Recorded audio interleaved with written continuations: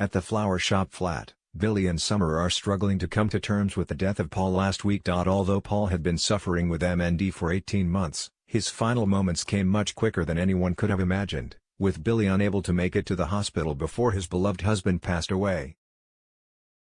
Billy's only small comfort is believing that he spoke to Paul on the phone shortly before he died, not realizing that it was already too late by that point.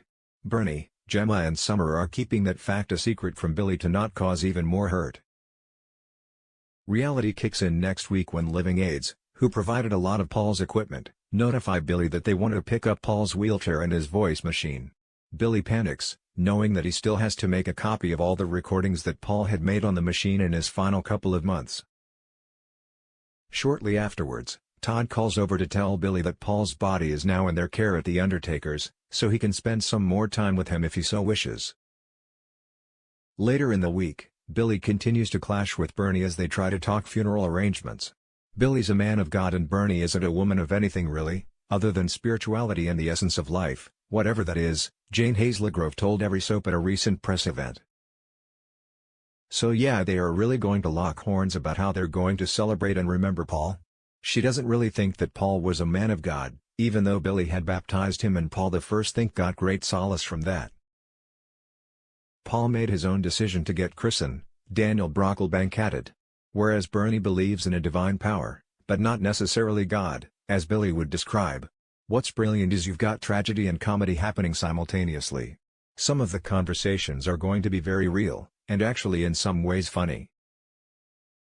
Summer soon finds herself caught in the crossfire, and as she tries to convince Billy to reach some sort of compromise with Bernie, Bernie's assertion that Paul wasn't religious could prove to be a sticking point. She's definitely the person in the middle who can see both sides, explains Harriet Bibby. She does sort of try to reason with both parties and say, well, Bernie's his mom, and Billy's the husband, we need to calm down and think about what Paul would want. And I think eventually she does become a voice of reason and tries to tell them off a little bit and refocus their energy. When Summer later drops some of Paul's clothes over at number 5, Gemma pulls one of Paul's favorite t-shirts out of the bag. At that moment it all becomes a bit too real for Summer, as she makes a hasty exit.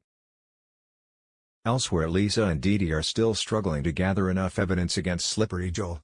With the police investigation into Joel having been called off, and her having already been warned to not dig further, Lisa has to tread carefully if they've any chance of bringing Joel to justice. Joel in the meantime is maintaining his innocence and fighting against anyone who says otherwise. Carla couldn't help but have a pop at him when she saw him in the hotel bar, loudly telling the whole room exactly what Joel was capable of. That interaction comes back to bite Carla next week, as Joel serves her with a letter informing her that he's started proceedings against her for slander.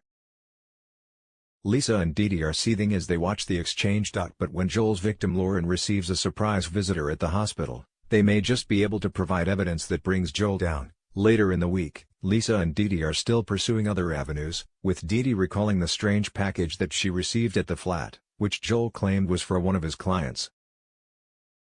Realizing that it likely contained the abortion-inducing drugs that Joel used on Lauren in an attempt to kill their baby, the two have a brainwave when they spot that the bistro van, often parked opposite Dee Dee's flat, has a dash cam on it. The pair gather and review the footage in the hope of catching sight of the company van that delivered the parcel.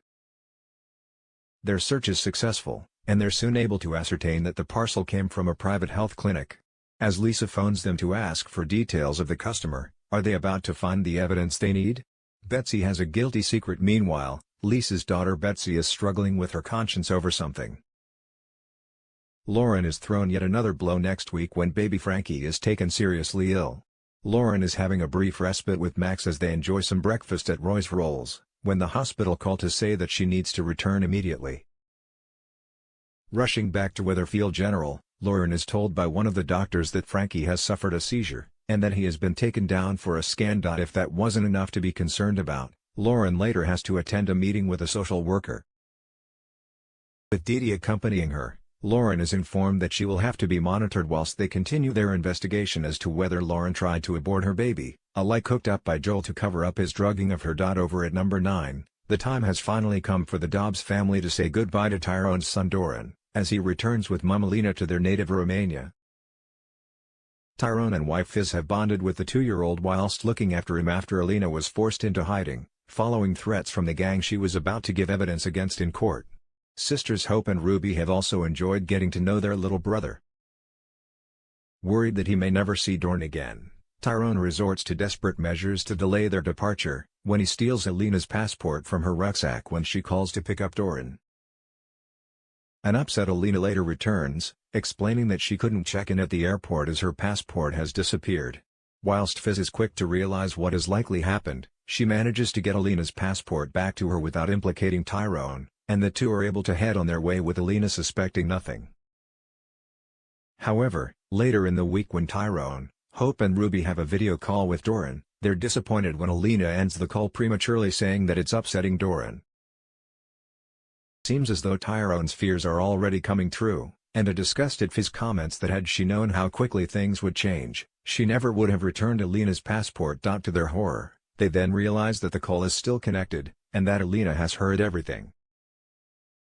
Hope first showed an interest in the habit back in November, when Mason forced Dylan into selling a pen to Hope, even though she was only 12 years old at the time. Dylan later insisted on giving Hope a refund, telling her she was too young, though Hope claimed that she wasn't going to smoke it anyway as it was rank. Sam and Jack are troubled when they see Hope taking a sneaky drag of her vape in the school corridor, and try their best to warn her about the dangers. Hope isn't willing to listen, however. But hope is sprung when Grandma Cassie later finds the vape pen in Hope's bag. Elsewhere on the cobbles, Debbie approaches writer Bethany with an exciting opportunity. A friend of Debbie's is the CEO of a cosmetic surgery company who are opening a new facility in Turkey, and they are looking for someone to write an advertorial to advertise their services. Bethany initially declines the offer, but Daniel thinks she'd be crazy to turn down such an opportunity and talks her into accepting the job. However, as Bethany leaves a message for Debbie explaining her final decision, she's stunned to see Daniel hugging ex-fiancée Daisy, perhaps leaving her wondering whether Daniel would prefer her to be out of the way for a while. Later in the week, Bethany has been clothes shopping for her trip, but is disappointed after believing that all the swimsuits she tried on made her look fat. Daniel later takes Bethany to the airport, but will her recent shopping experience cause her to do something she may regret whilst in Turkey? Will Ryan end things with Daisy? Daisy manages to disappoint boyfriend Ryan when she tells him that she can't spend time with him as she's busy babysitting Bertie for Daniel as he takes Bethany to the airport. Feeling that they could do with more time together, Ryan again suggests that he could move into the Rovers, an idea that Daisy had previously rejected. But when Daisy still refuses to commit to the idea, Ryan thinks he knows why, telling her that it's obvious that she's still in love with Daniel. Also next week, at number 1, Tracy finally decides to return to Spain to be with partner Tommy. Tracy has been wavering over their relationship, after realizing that life in a luxury villa in Spain wasn't all it was cracked up to be, with Tommy working all the time. After Ken, Amy and Cassie wave Tracy off as Steve drives her to the airport, Tracy informs Steve that Cassie obviously fancies him. Although Tracy has previously accused Cassie of trying to get her claws into Steve, Tracy has now changed her tune and tells Steve that he should go for it if he's interested in Cassie too.